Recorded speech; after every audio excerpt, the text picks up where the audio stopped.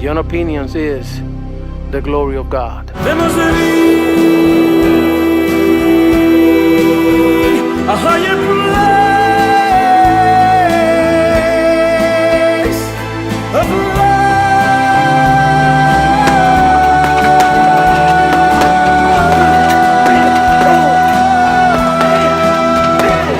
There's no way to love expressed by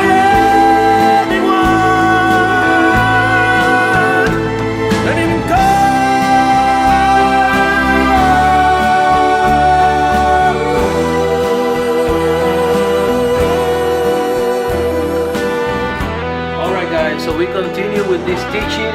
This is part 2 of marriage, gender, sexual orientations, and consequences of sexual perversion. This is according to the Bible, and I have taken 9 different examples to scripture dealing with this issue of sexual perversion or sexual sin. It really only took me a few minutes to establish biblically that there is only 2 genders, male and female, biblically speaking. That there are only 4 sexual orientations that are approved by God. Okay? And that is a man having sexual desires for a woman having sexual desires for a man, or a man who's asexual, or a woman that is asexual, which means they have no desires for sex whatsoever. These are the 4 sexual orientations that are approved in scripture. Okay? But there's a lot of perversion. I would say a lot of levels of perversion here. And the Bible is not ignorant to this topic. The Bible has a lot to say. So a lot of stuff going on here in the Bible when it comes down to sex. But we're going to deal with the first, and I would say the mother of all sexual perversions, took place in Genesis chapter 6, verses 1 to 8. I'm going to read this, and we're going to discuss this as we go. Genesis chapter 6, verses 1 to 8. Here we go. Now it came to pass, when men began to multiply on the face of the earth, and daughters were born to them, that the sons of God saw the daughters of men, that they were beautiful, and they took wives for themselves of all whom they choose. Now, so far, I don't see nothing wrong with that, because Adam was told by God to multiply. So back in those days, it was all about getting married. Now we know that Jesus established one wife, okay? But you were supposed to get with that wife and multiply. Okay? Everybody was blessed. Everybody had more than enough. Just have as many children as you want. Multiply was the order of the day. So these sons of God saw the daughters of men, that they were beautiful, and guess what? They took wives. Now we say wives, so it's more than one. That is a violation of what Jesus established from the beginning. It was a man and a woman, as I said before. Now, keep that in mind as I keep reading. And the Lord said, my spirit shall not strive with man forever, for he is indeed flesh, yet his days shall be 120 years. Hold on, what happened here? From these verses 1 and 2, we step into verse 3, and now the Lord is talking about that he's not going to strive with us forever, and he cut our years. Now we used to last hundreds of years. Now our days are down to 120. What happened here? And this is what the argument is, guys. When we talk about the sons of God, there are many people that are saying that these were angels, that these were demonic angels, if you will, and that these angels actually have sex with the daughters of men, have sex with the woman, with the girls around. And I do not have enough understanding in the Hebrew to prove that. I will have to really, really study this. I have heard other people saying that this is what is going on here, but then I have heard other people saying that that is not so. Okay? But what we do know is that there's something weird happening here, because verse 3, God is coming down with a hammer. He's saying that he's not going to argue with us. And he cut our years by hundreds of years. And then he continues here. There were giants on the earth in those days, and also afterward, when the sons of God came into the daughters of men, and they bore children to them. Those were the mighty men who were of old, men of renown. Then the Lord saw that the wickedness of men was great in the earth, and that every intent of the thoughts of his heart was only evil continually. And the Lord was sorry that he had made man on the earth, and he was grieved in his heart. So the Lord said, I will destroy man whom I have created from the face of the earth, both man and beast, creeping thing and birds and of the air, for I am sorry that I have made them. But Noah found grace in the eyes of the Lord. This is what is taking place right before the flood, the great flood. So, what we see here is just weird. Whether these are angels or not, something is going on here, something that is not approved by God. And out of this union between these sons of God and daughters of men came giants. And these giants were famous. And I guess you're famous when you're a giant. And they were evil. These folks were demon possessed. You know when you're demon possessed, that means that you are 100% sold out to the evil agenda. This is what he said here.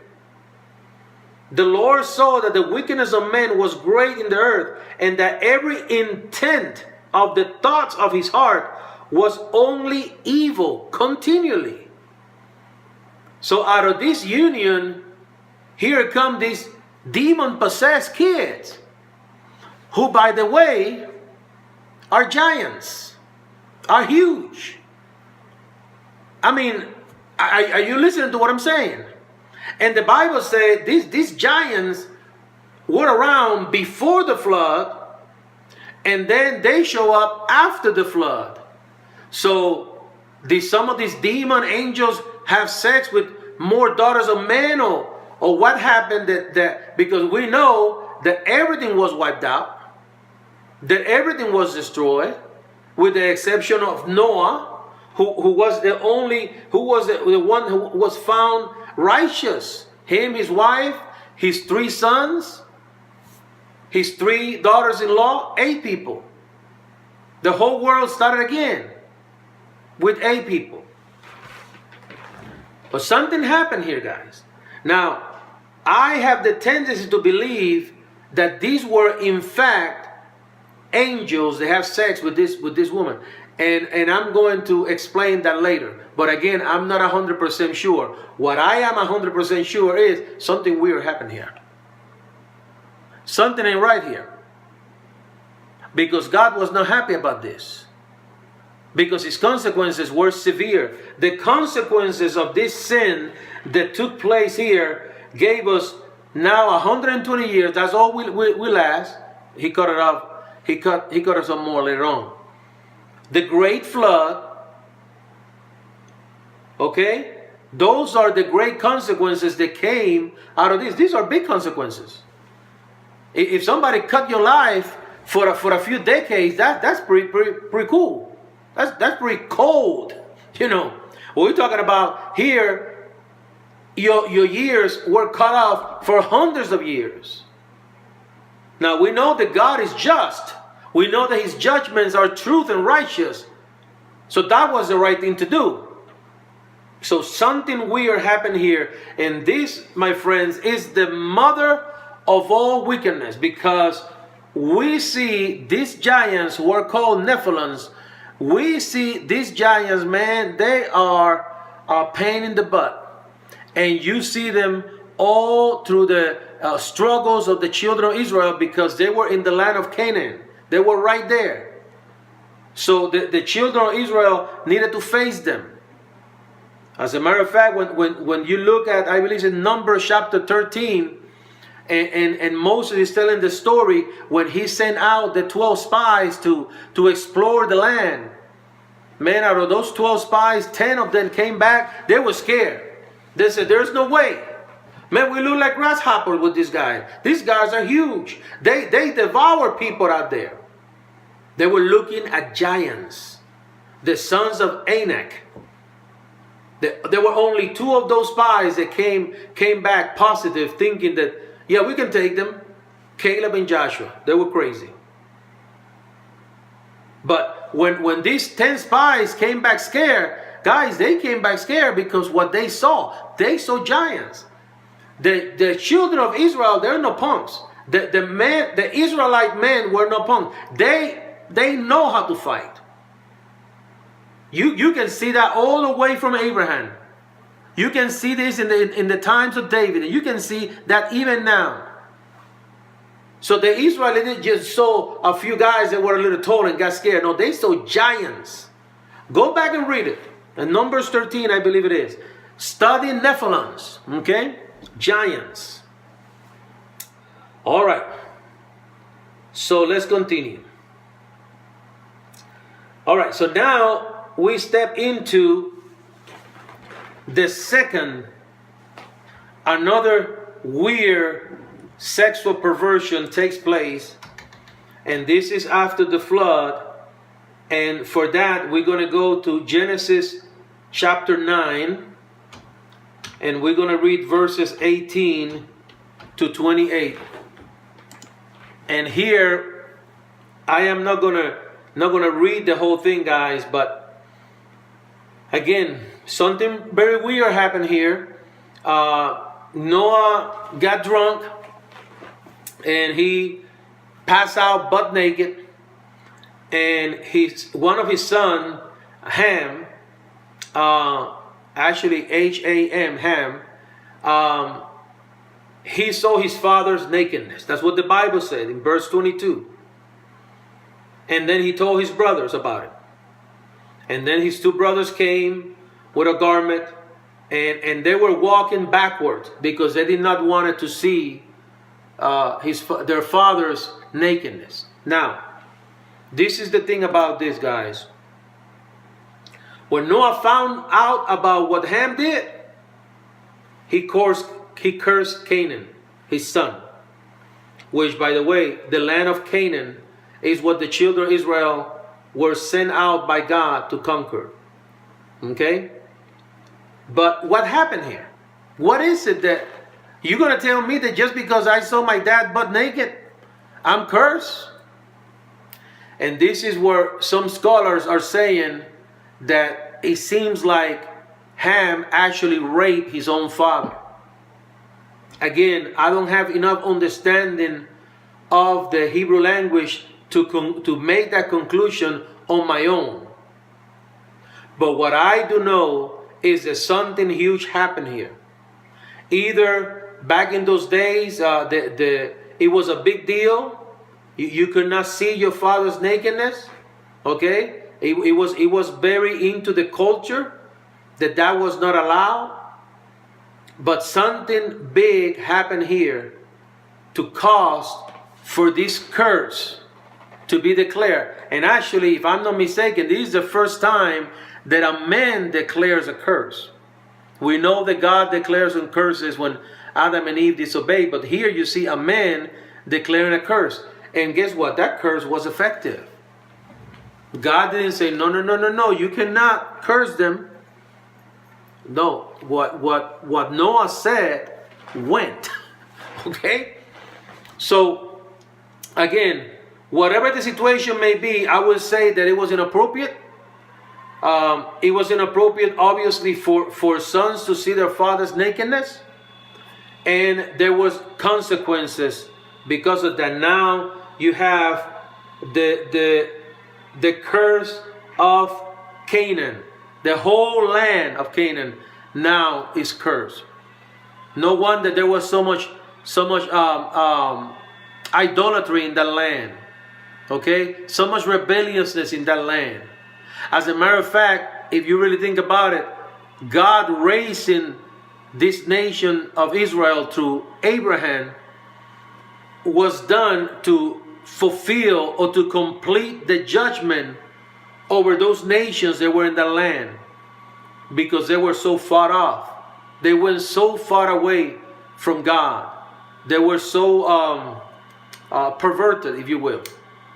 So, all right. So now we step into the third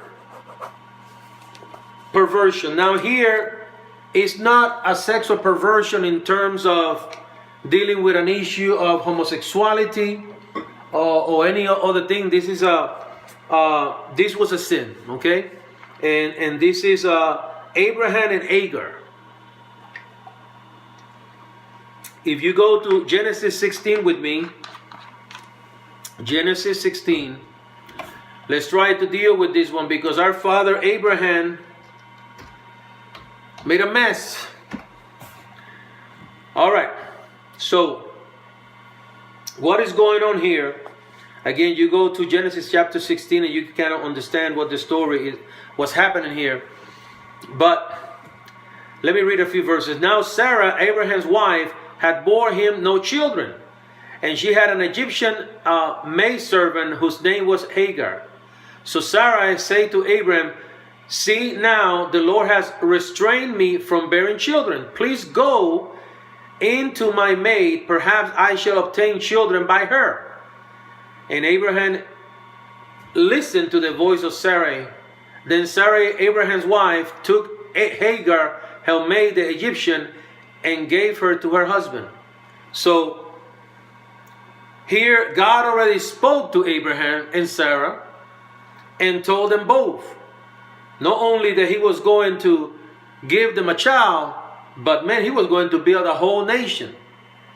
But Sarah got a little desperate about that, and Sarah told Abraham, "Listen, you see that young Egyptian out there? I want you to sleep with her so we can have a child through her." Now, again, going back to Jesus, Jesus said that in the beginning God established that the two would become one.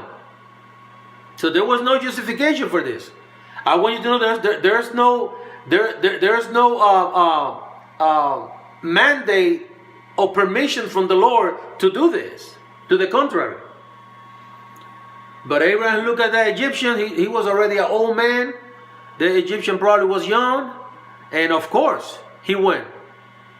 And he forgot about that he's a man of faith, because he believed God. When God told Abraham, "You're going to be a father of a nation," Abraham believed it, because it was counted as an act of faith. He believed it. So Abraham didn't have any believing problems. So easily when Sarah told him, "Go and have sex with that Egyptian," Abraham would have said, No, Sarah, hold on, because I know that God is going to fulfill his promise." See, Abraham knew what was going on.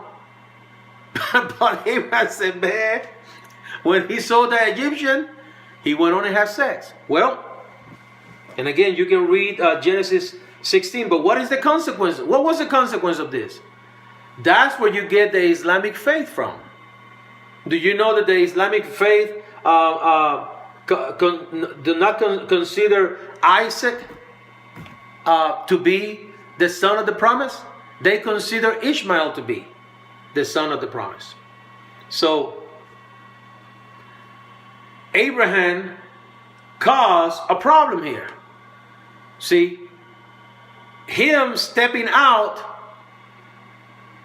and doing what is wrong, what was wrong, going against what he believed himself. He believed God. So him going and having sex with this Egyptian have nothing to do with him having any kind of doubts. Abraham was a man of faith. He did it because he wanted to. And so here it goes. In verse 15, so Hagar bore Abraham a son, and Abraham named his son whom Hagar bore Ishmael. Abraham was 86 years old when Hagar bore Ishmael to Abraham. That was his oldest son right there. And that's where the Islamic faith came from. And when you read the story, there is a lot of animosity here because Sarah then got jealous of Hagar, and then Ishmael was slapping Isaac across the head because Isaac came some years after that, was bullying Isaac. And I mean, from the beginning, there was a seed of problems and hate among the people of God and what was to become the Islamic faith. Consequences for all those folks there in Hollywood and all those folks in Washington, and for all those liberal folks that feel that you can just have sex outside of the marriage with no consequences. Let me tell you something. There are consequences. And I can tell you myself, as a man, that I'm ashamed to tell you, as a man that have fornicated in my life, as a man that have crossed that line, I can tell you there are consequences, awful consequences, when we have sex outside of the marriage. All right, let me read you one more here. Again, number one was the Son of God having sex with the daughters of men. That was in Genesis 6 verses 1 to 8. That's the first sexual perversion. Then you have number two, what Ham did to Noah his father. And we see that in Genesis chapter 9 verses 18 to 28. Then we see 3, Abraham and Hagar. And Abraham and Hagar, we see that story in part in Genesis chapter 16. And now we step into a story that probably everybody know, and is Sodom and Gomorrah. Sodom and Gomorrah, you can see the stories in Genesis chapter 16 to 33, and then you can also see Genesis chapter 19 verses 1 to 29. Okay, so let me go here. Sodom and Gomorrah, let's go to that chapter 18. And again, I'm not going to read all those verses. You can read them, but what is going on here, guys? What is going on here is a major perversion again. Sodom and Gomorrah, I mean, these guys are deep into perversion, sexual perversion, to the point that God comes down himself to deal with Sodom and Gomorrah himself. So there's 3 angels that actually go to Sodom and Gomorrah to deal with them. Now, when you look at Genesis chapter 16, Genesis chapter 18, what you see is Abraham actually interceding for Sodom and Gomorrah, because guess what? His nephew, Lot, lived there. All right, so, and actually you start in verse 17. I want to be a little more precise in what I'm doing here. There's a lot of Bible verses, so all right. So here we are. All right.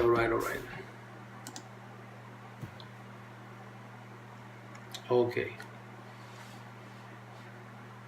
So in verse Genesis 18, actually starting in verse 16, then the men rose from there and looked towards Sodom, and Abraham went with them to send them on the way. And the Lord said, should I hide from Abraham what I am doing? Since Abraham shall surely become a great and mighty nation, and all the nations of the earth shall be blessed in him.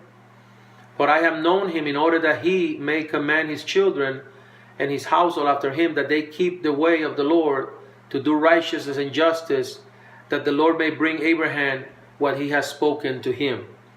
And the Lord tells Abraham exactly what he's going to do. And again, here comes Abraham and he's interceding for Sodom and Gomorrah. But here we go and we step into Genesis chapter 19.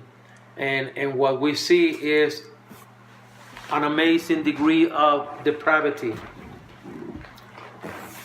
Now, it says here, now in chapter 19 of Genesis, verse 1, now the two angels came to Sodom in the evening, and Lot was sitting in the gate of Sodom. Now, I guess the Lord sent out these two angels. When Lot saw them, he rose to meet them, and he bowed himself with his face towards the ground. And he said, "Here now, my lords, please turn into your servant's house and spend the night and wash your feet. Then you may rise early and go on your way." And they say, "No, but we will spend the night in the open square." And he insisted that they stay there. But this is what I want you guys to look at, because this man in Sodom wanted to have sex with these angels. Okay? In verse 4 it says, "Now before they lay down, the men of the city, the men of Sodom, both old and young, all the people from every square, surrounded the house. And they called to Lot and said to him, 'Where are the men who came to you tonight? Bring them out to us, that we may know them carnally,'" that they can have sex with them. And here you see how, Lot, he pretty much gave his daughters away for this man, and this man absolutely raped Lot's daughters, and to avoid having this man trying to have sex with the angels, they were not going to be able to do it anyway. But this is the thing, the angels caused all these men to be blind. And still, with that supernatural power, these men will continue pursuing, trying to have sex with these angels. So we learn two things from here, or at least two things that I want to talk about. Number one is this homosexual, perverted spirit that stopped for nothing. And number two, it made you think about what I read in Genesis chapter 6, when you saw the daughters of men having sex with the sons of God. Because here we see how easy these men were sexually aroused to have sex with these angels, as if this was something that happened before. Don't you be a little freaked out if you see an angel? But no, these men were aroused, young and old. So it's something to think about. Okay? So what happened as the consequence of this mess that I know I'm trying to be fast in discussing that there's more that we can talk about. But what happened is the destruction of both nations. The destruction of both of these nations to this day. So what you see is that sexual perversion will always bring destruction. Okay? And we're going to see some more of this destruction as we move on. And we're going to start on 5. And we're going to see what Lot's daughters did to him.